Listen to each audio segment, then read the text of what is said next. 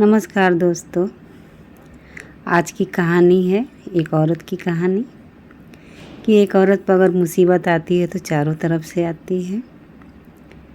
लेकिन इस कहानी से ये सीख मिलता है कि खुद पर भरोसा रखना चाहिए, हिम्मत कभी नहीं हारनी चाहिए।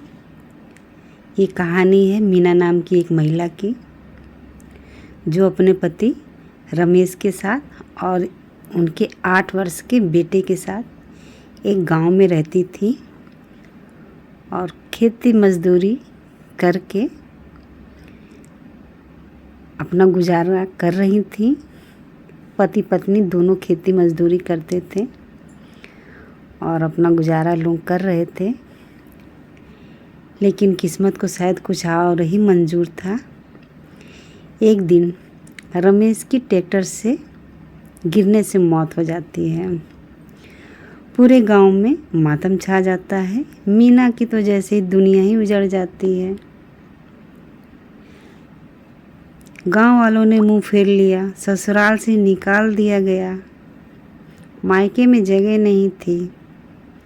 ऐसे में मीना ने एक बड़ा फैसला लिया, दिल्ली जाकर काम ढूंढने के लिए, क्योंकि उसके सामने उसके बेटे को पालने की भी एक जिम्मेदारी थी। लेकिन उसके पास पैसे नहीं थे, इसीलिए जेवर बेचकर टिकट ली। बेटे को गोद में लेकर, आंखों में आंसू और दिल में डर लेकर मीना दिल्ली की ट्रेन में चढ़ गई। ट्रेन में भीड़ थी, कोई पूछने वाला नहीं। तभी एक वृद्ध महिला सरोज मीना जी के पास आकर बैठती हैं और धीरे धीरे उन लोगों में बातचीत होने लगती है और मीना अपने दुखों की कहानी उन्हें सुनाती हैं। सरोज जी शांत भाव से सुनती हैं और फिर कहती हैं, बेटा, हर अंधेरे के बाद सवेरा आता है। सरोज जी मीना को बताती हैं कि वो दिल्ली के एक NGO से जुड़ी हुई हैं, जहां विधवाओं और बेसहारा महिलाओं को सहारा दिया जाता है। दिल्ली पहुंचकर सरोज जी मीना को नई रोशनी नाम के NGO में ले जाती हैं। वहां मीना को रहने की जगह, सिलाई सीखने का अवसर और बेटे के लिए स्कूल, ये सब मिल जाता है।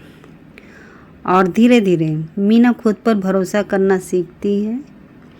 वह कढ़ाई सिलाई में माहिर हो जाती हैं और कुछ ही महीनों में अपनी कमाई से बेटे को पालने लगती हैं, पढ़ाने लगती हैं। और कुछ साल बाद मीना अब उसी NGO में दूसरों को सिलाई सिखाती हैं। ट्रेन में मिली वो अजनबी अब उनके लिए अपने घर की तरह एक सदस्य हो गई। मीना उनके एहसानों को आज तक नहीं भूली। मीना कहती हैं, अगर उस दिन मैं ट्रेन में ना जाती तो शायद मैं आज भी अंधेरे में होती। जीवन हमेशा एक नई शुरुआत देता है, बस आपको चलने की हिम्मत करनी होती है। कभी कभी सबसे बड़ा दुख सबसे बड़ी ताकत बन जाता है। जो टूटते नहीं वो ही बनते हैं। अगर आपको ये कहानी पसंद आई हो तो इसे शेयर करें, लाइक करें, किसी के जीवन में रोशनी ले आएं। हो सकता है इस कहानी से किसी को कुछ हिम्मत मिले, क्योंकि समय एक सा नहीं रहता है।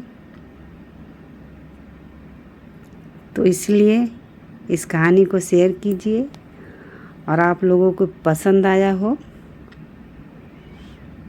तो लाइक कीजिए। अगर चैनल को सब्सक्राइब नहीं किए तो सब्सक्राइब कीजिए। धन्यवाद। और कमेंट बॉक्स में अपना विचार ज़रूर बताइएगा।